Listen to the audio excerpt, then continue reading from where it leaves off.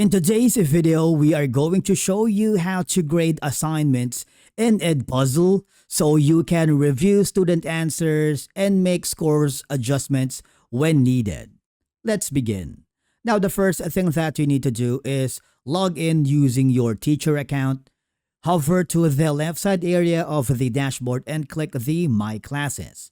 Now find and click on the assignment you want to grade. For example, this one. Click this because you are a teacher.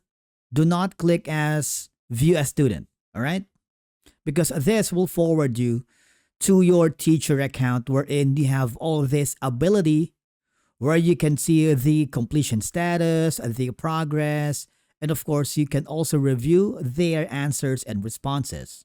Okay, so now, if you feel that they watch where they answered questions and you think that the questions are correct or incorrect, of course, you can gauge if you wanted to reset the progress or make the student retry.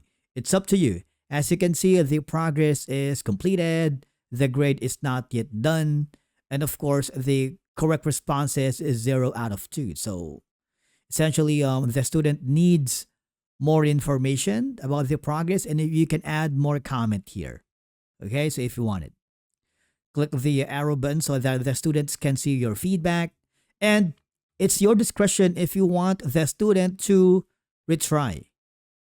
If you want it, click the got it, and that's gonna be reverted back to the classes assignment, and the student will be able to retry if he failed or she failed the assignment that you have given.